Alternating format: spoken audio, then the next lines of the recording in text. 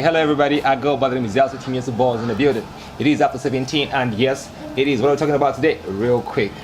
Today I have someone very special. I always say my guests are special, but this time around it's different. We meet the devil, she's really special. It's hard to even get her here. I don't even know what miracle happened for her to be here today. How are you doing? I'm doing fairly well, thank you. How are you? I'm great. Every time I'm having a conversation with different people, I feel intimidated to introduce some people because I don't want to forget the certain things in your name. So how would you introduce yourself to the people? Okay, I'm Sr Chisanga Mumba, plainly. Oh, just like Yeah. And the reason why I was going through TikTok and I saw one of your videos, how passionate you were talking about, because if you see a nun, normally many people would look at them like, oh, they open the Bible, and when I saw your videos, I was like, whoa, this person is really passionate about soccer. Oh yeah. And the way you were just articulating the game match time, I was like, okay, I feel like there's more to this person that would like even to know, because I feel like after 17 is a platform where many people out there are yet to walk in a journey you are already in.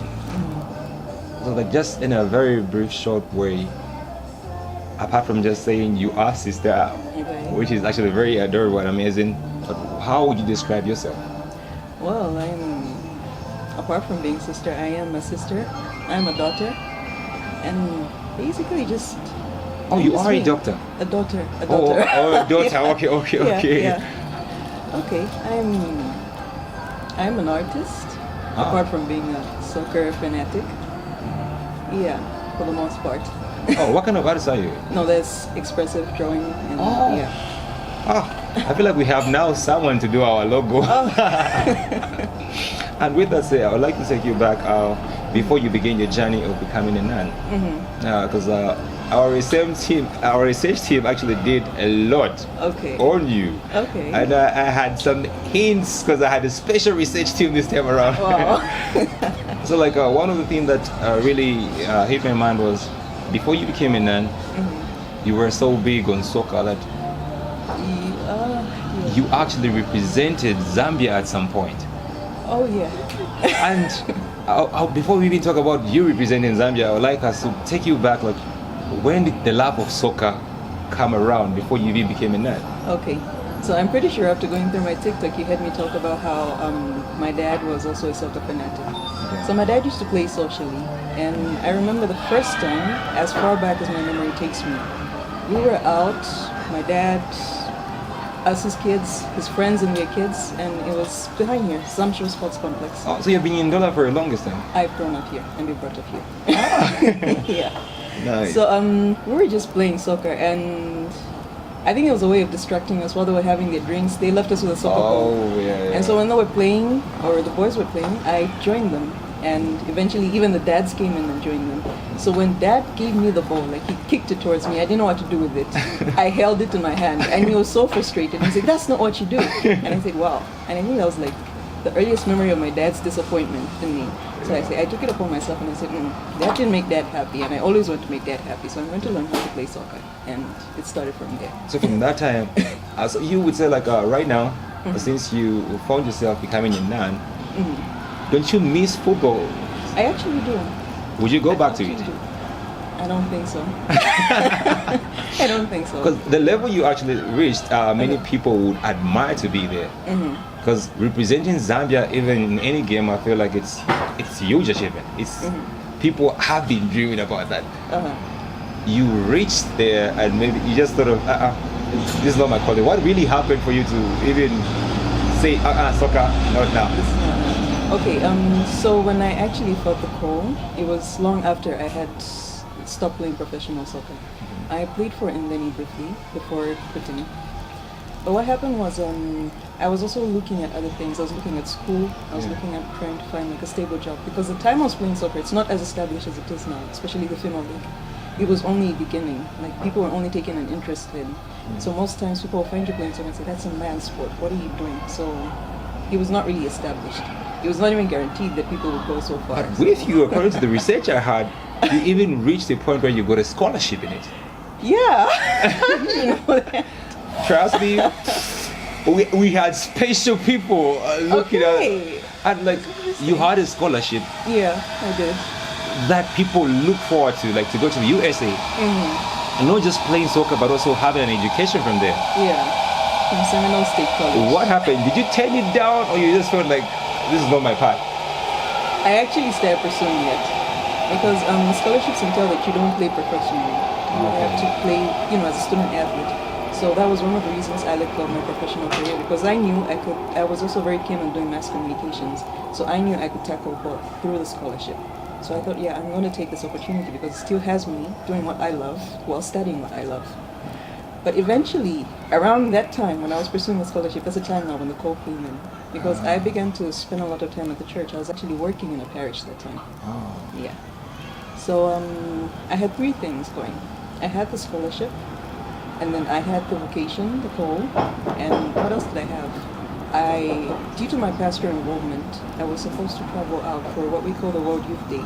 So I was preparing for this, so I had three things to choose from. But eventually, everybody in their life reaches a point where they feel like, what is more important at this point? What is going to bring me not happiness, but true peace and true joy? Football made me happy. Yeah, it really carried me for most of my teenage years and kept me out of trouble. But I was searching for meaning also at the time. So all these things just collided, and I had to sit down and just step back from everything that I was doing, which is football inclusive. So, And that's purpose. mm. So like, if there's someone out there, because many people are afraid, like, if I become a nun, that means no marriage. Oh. Like, if I become a nun, I'm giving my life away. But what would you encourage someone out there looking at you had it all, like you had a scholarship on the other hand, and you had a calling on the other hand, and you chose to go for the calling? What led you to reach that decision, and how would you encourage someone else if they're in that position right now? Okay, it's not an easy dilemma to actually sort out at once. I took as much time as I could. So my encouragement would be take time and literally discern. And discernment goes beyond just looking at what am I going to do tomorrow. It's what am I going to do that is going to serve me, make me happy, and is going to serve the people around me. If I went for the scholarship, I was only going to be my family probably benefiting from it. But I was looking for meaning in my life, and I think I found meaning in the things that actually were more humanitarian. Yeah, because outside of football, my teammates and I would actually go further and from whatever we had, share with the community and the poor people around, and see the people actually struggling. And that is what added extra meaning to the soccer that I was playing. But I thought, if I want to do this full time, it's going to be something I need to focus on. So the aspect, of course, I grew up thinking I'm going to be married one day and perhaps have two sons, and they're going to be playing soccer as well. So yeah, there's all these things that come into place. But at the end of the day, it's like you ask yourself typical questions that make you uncomfortable. Like there's a question I always get from people, and I always ask myself, like, the calling of being a nun, is it a lifelong calling, or at some point you can choose not to become it anymore, or is it for life calling? Well, the call itself is not determined by time, actually. The call to become a nun is, you look at it like an invitation. You can either turn it down or accept it. And at the end of the day, it's a gift. You can accept it or you can turn it down. So whether you accept it, it's you to choose. Are you going to keep it long time? Or are you going to keep it forever? Or is it something that you feel like, I felt called, but now I feel, no, I can't go on this one. So it's possible that for some it's short term, for some it's long term. And others actually discover their real calling only after entering the convent. So, what would you say was your hardest time when you picked your calling? Way past soccer is behind you, the scholarship is gone. What was your hardest point in time? Like, okay, no, I'd rather just give it up. Did you ever have that moment in your life? More than once, actually. More than once. But my first real encounter was moving away from family. That one is, my family is all I've known, actually. I grew up a very introverted person. It was basically just my brother and my mom. And now moving from that setting to a bigger place, and you have people from different backgrounds and different, ideas, different beliefs, and you're thinking, wow, we don't do this where I'm coming from. And you do something and everybody's looking at you like, well, what are you doing? Yeah. And so the whole acceptance, the adaptation, that was quite difficult.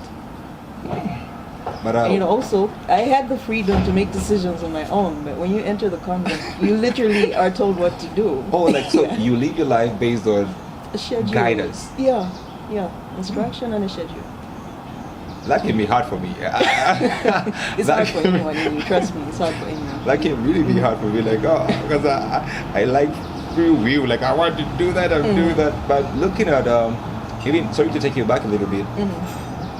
Before you became a nun, did you ever have times where, like, you're just like anybody else? Like, you're outgoing, you go party as well, like just normal living life? Yeah, I had my favorite social activities. I wasn't too big on parties, I was always indoors. But I had friends that, would go out and just sit somewhere and because your kid brother is like our go-to guy. If you want to party, he's our go-to guy. I could say we're actually two opposites. I think that's why we complement each other so much. I had my favorite activities to do actually. Yeah. Among many other things, it was mostly sports. My life was really structured around sport, around church, and family. So that's really interesting.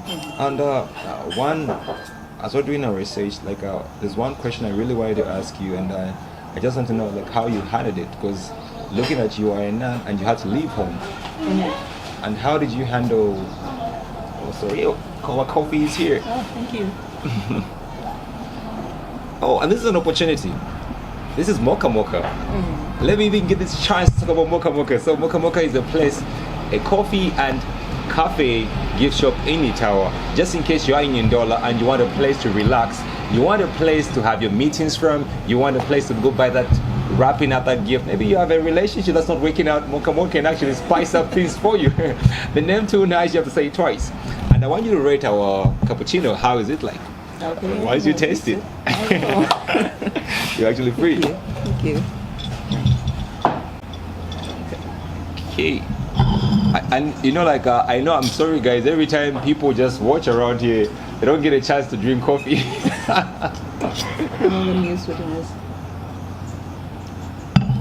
And it's actually quite good. It's quite good? Yeah, it is. And sorry, here is... No, I'm good on sweetness, that's fine. Oh, okay. But we have choices though. We even have honey if you are big on honey. No, I don't know. Let's just have it plain. And just to take you back, sorry. Like one aspect that really caught my attention the most was looking at when you're a nun, you have to leave your home and go somewhere else to stay with people you didn't really grow up with, and you have to leave your family behind, your life behind. How did you receive the news when you heard the passing of your mom? Looking at you, you're not around. Well, it was devastating. Actually, it was funny because even the way it happened, I was in my pastor year when that happened. So I was in a community outside of what we call a formative community, where we're just young girls or young women aspiring to be nuns, and we're being trained. So you eventually sent into communities of other sisters to just now get a hands-on experience on the life and the apostolate of the community. So when my mom passed on, I had spoken to her the very Wednesday before the Friday she passed on. And sadly enough, I didn't carry on with the conversation because I thought, okay, I'll speak with you over the weekend. And I didn't get that weekend back. So when I received the news, it was quite a shock. Surprisingly, I was sick the whole day, out of nowhere actually. When I speak to my brother now about the experience that my mom had, those are the exact same symptoms actually I had. It was funny. Anyway, it was not funny, but it was strange. And I was in a state of denial for a very, very long time. Because my mom meant the world to me. She was my friend, she was everything. Like, she knew almost every detail. Like when you break down, that's the place you go run to. Obviously. She was always there for me. And now I'm asking myself questions like, where am I gonna go now? This cannot be true. Because it took a long time for the news to be verified. I mean, the news came in, but everybody was not so sure. Where's the news coming from and what happened? Like, was your mom sick? I'm like, no, she's fine. As far as I know, she's fine. Like, no, she felt ill, then your brother rushed to the hospital, but we need to confirm. So as they're confirming, I'm running out of patience. And eventually they confirm, and that just breaks me. Like, the reality it was heavy. Looking at you far from home. Yeah. It was really, but again, like, still looking at you being far away from home, and did you ever feel like maybe this is the time I have to be home, maybe and be there for my brother and just maybe leave this life away? And I actually had to take a break, a whole year away from my life. So I came home to be with him. And that 1 year, I could tell you it was not easy because home was not the same. I got to realize home is not really just the building, but it's the people. And one of my homes was missing, my mom. Yeah. So it was just not the same. It's like you come back home, but the reason why it's called home is not there anymore. Yeah. And I'll tell you this, when I got the news, actually, the first person I wanted to call to notify, like, these people are saying you're dead. I'm like, I'm going to call mom and tell her this is what I'm being told. It was a state of confusion anyway. And when I got home and I was hit with the reality of it, some sisters got there before me and, they're arranging the place, and I met my brother and I just freaked out. It just broke me. I looked at him in the eyes. It broke me. So. That's really, really sad. And I feel like the pain of losing a parent or losing a son or losing a sister, it's a pain that only the person going through it can understand. That's true. And one thing also that came to my attention was they're really big on inspiring the youths. Like, you have a big heart for the youths as well.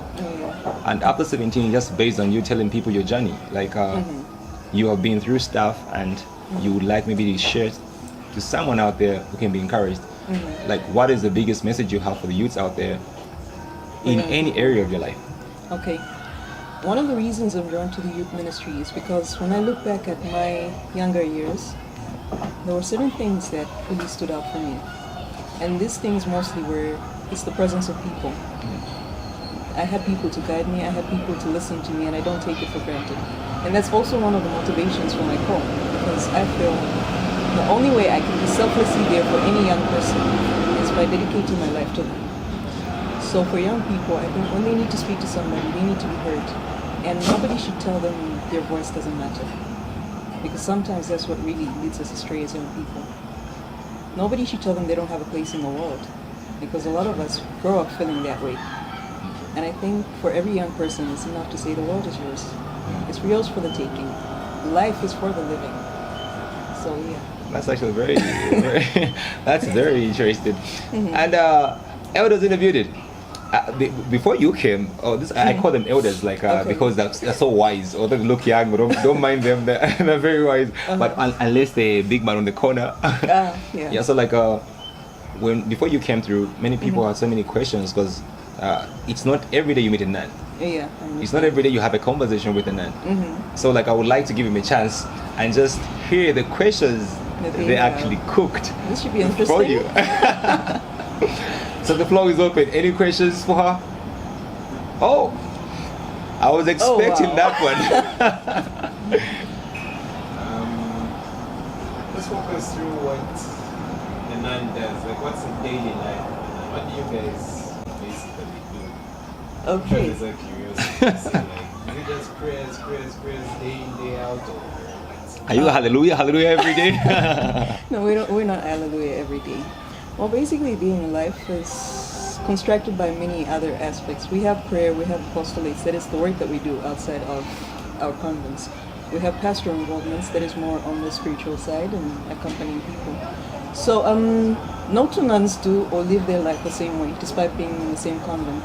So I'll give an example. I choose to be up by 4, but my day begins at 5. We're in chapels and prayers, and we have what we call the Mass, our meditation, and eventually the day carries on from 8 to church. We have different charges. So we have nuns that are working in hospitals, we have nuns that are working in schools, others are accountants in different fields you find anyway. Also, you can be a nun and become anything. You can be an accountant, still a lawyer. Yeah. Oh. You can be a nun.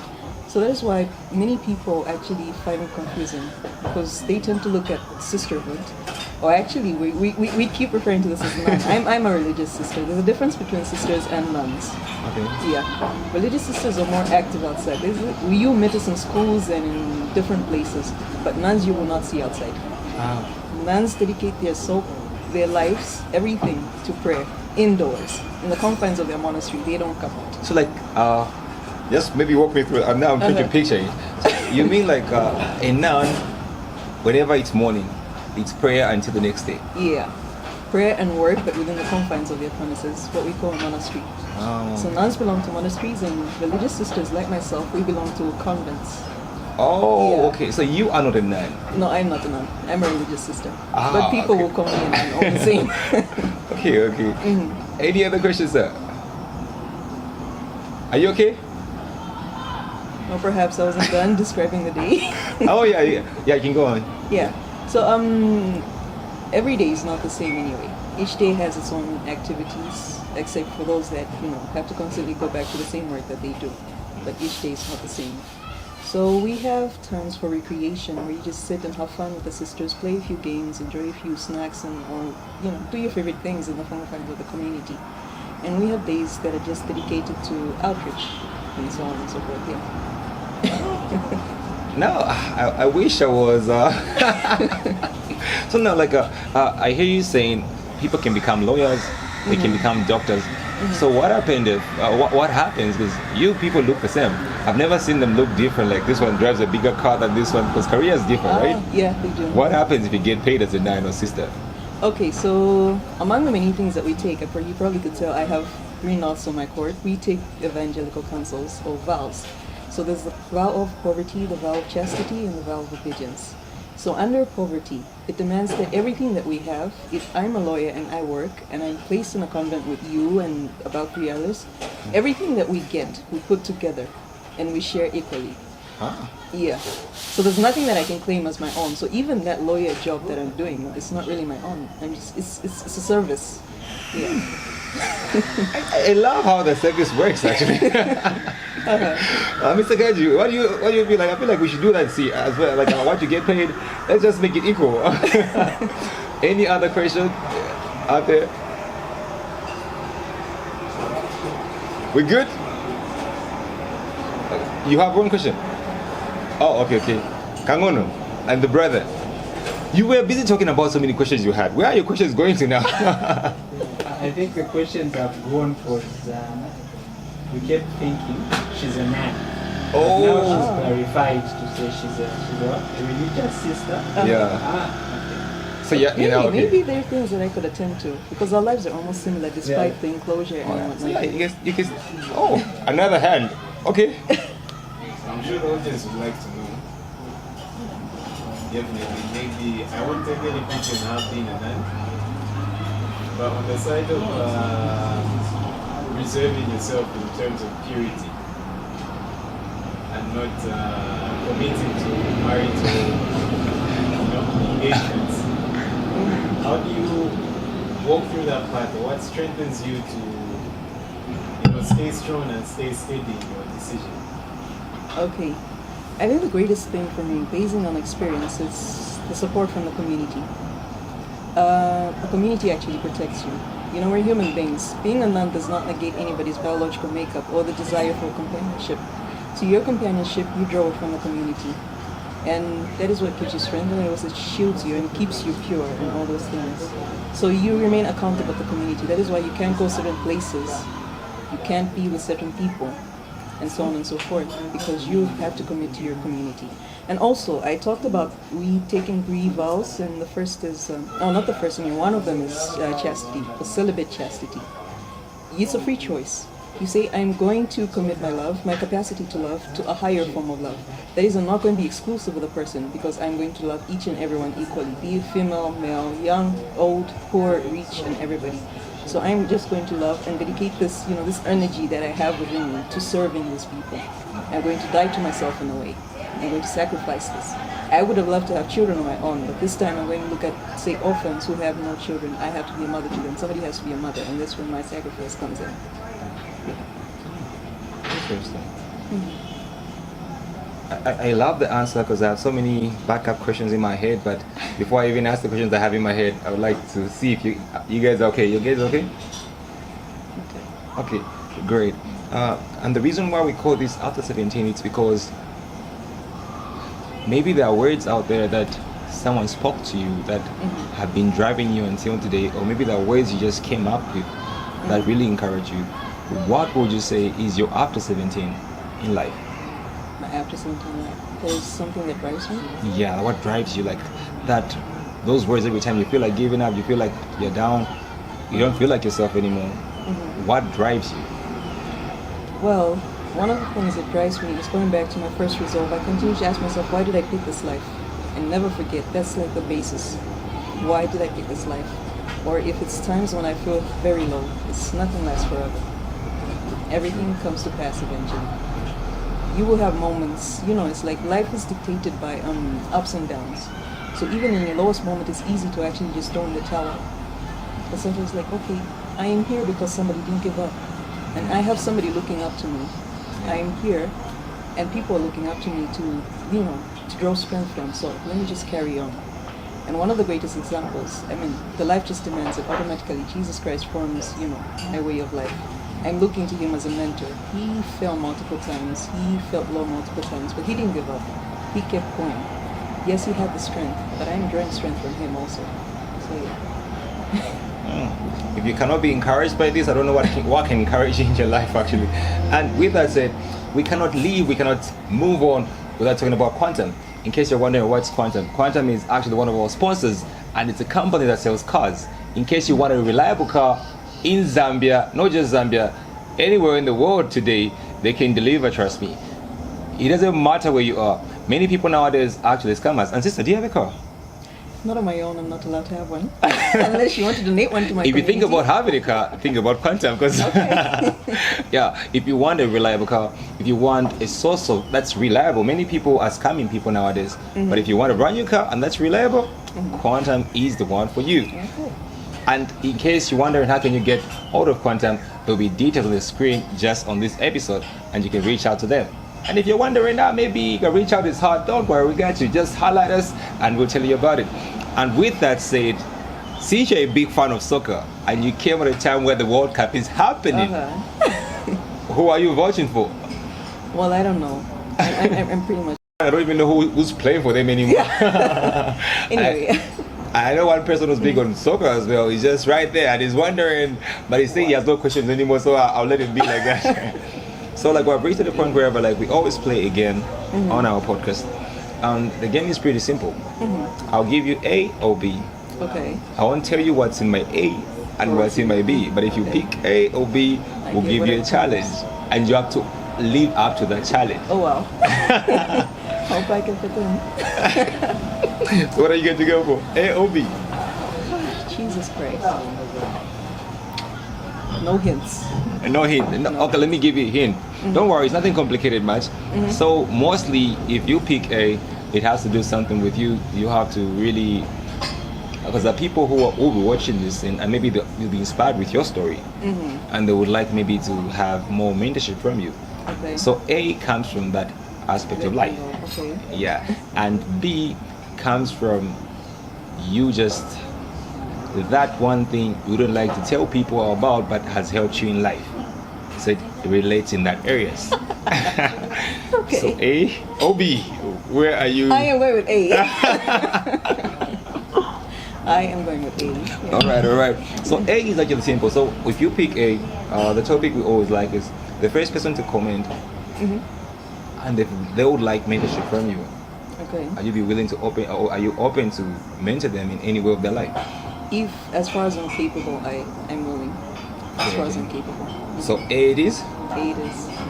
I don't want to let you go without you maybe even speaking that, because many people, I would like you to go empty.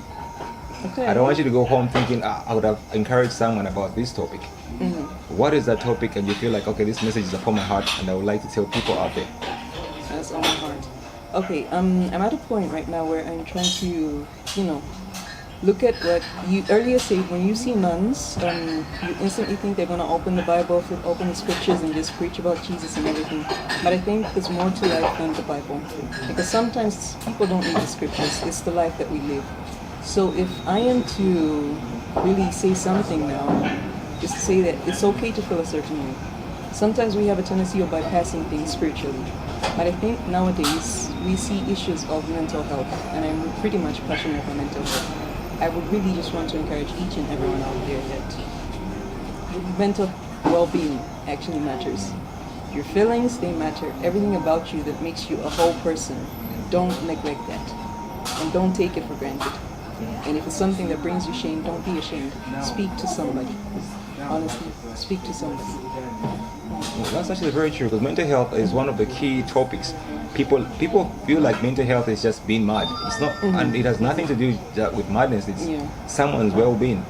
And many people are not talking. People, like mostly men, we are afraid of opening up, saying if I speak it out, people are going to look at me a certain way. As somebody that is weak. Yeah. I think at this point there's no such thing as weak. Or there's no such thing as strong. We're all weak in a certain way. Have you ever had in your journey, people coming to you saying, you know what, I've been failing to open up in this area. Can you help me out? Multiple times actually. Okay. So you're open to even people coming towards you and just you helping them out? I am. As far as I can, I am. Interesting. I feel like we've had a great conversation. I don't know about you. In case you're wondering, you still want to go with the conversation, but everything that goes up must come down. Yeah. I feel like there's something you want to say that I don't want to let you go before it comes out. Really? Is there something Yeah. you're trying to probe? Yeah. Chilu, can I poke into my after 17 mode? I feel like Mr. Kaji, can I go ahead? I feel many people out there, when they look at nines or sisters, they just feel like, you know what? It's a cage. Like, I don't want to be this. Like, it's a cage. What would you tell those people? Because even me, I was thinking, you know what? I feel like it's a cage. I wouldn't choose to be like this because I feel like I'll be locked up in a certain way. I see. Yeah. No, actually, it's not a cage.